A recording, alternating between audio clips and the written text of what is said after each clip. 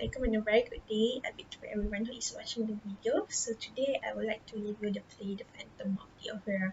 So this play is based on the classic novel Le Phantom de l'Opéra by Gaston Leroux, which is a French writer, and the novel was based on real historical events that happened at the Paris Opera House during the 1800s, and the writer Gaston Leroux actually experienced some of the events by himself, thus inspiring him to write this novel. So the play, the script that Dr. Kana had uploaded in our Google Classroom, is adapted by Lloyd along with Charles Sutton and Richard Stilgoe, which created the 1986 musical The Phantom of the Opera.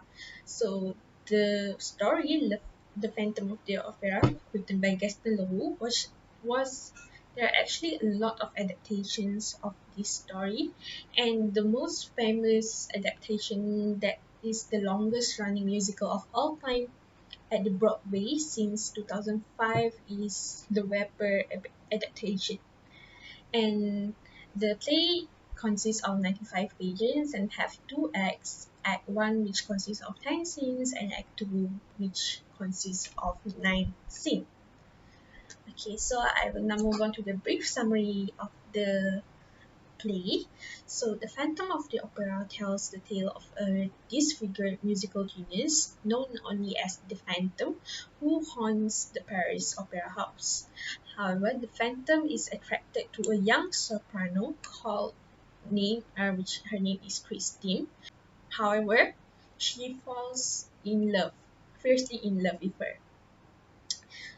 Christine is actually one of the opera singer in the opera house, and during one of her performance he met with his childhood friend Raoul, and both of them started to fall in love with each other.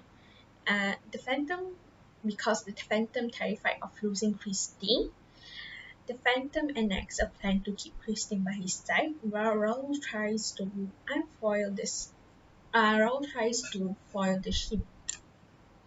Okay, the most important aspects that influence me as a student while reading the play and how relevant it is the use of the mask as a symbol in this play. So the image of the mask is actually the key to understanding the book. The Phantom actually wore a mask everywhere he goes because he doesn't want to be noticed by the human society. However, this thing changed his perception changed because he was jealous with Christine, falling in love with Raoul. He kidnapped Raoul and forced Christine to marry him in order to free Raoul. So Christine agrees to marry the Phantom and to free his lover, and in fact she commits emotionally to this decision even though she doesn't love him. There's an act in the play where she holds the Phantom hand and kisses him on the forehead and shows him some of the basic human decency the Phantom has longed for since childhood.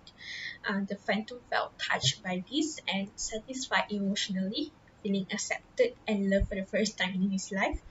He decided to release Christine and Raoul and let them be together. So this is actually a quite interesting part of the play because the mask itself is something we can talk a lot of things. There's a lot to talk about mask, what it symbolizes, and so on. And I think because one of the reasons why this play is still relatable until today is because it is something that still happens during this time where people with disabilities on their face felt like they need to hide their face because they felt like the world didn't love them and so on. It is quite sad because people who live with disabilities need to feel like this. Okay, so an additional information that I found is the Phantom of the Opera is actually still ongoing theater, and they actually do hold a world tour where they go to countries and perform the theater. And the price ticket for this play range about 500 ringgit to more than 1,000 ringgit, based depending on the scene. So yeah, it is still an ongoing play, and here is the Twitter of their account, and I found that they will be holding their play on August. So here I will attach a brief trailer from the play itself. So sorry for exceeding the time limit, and thank you.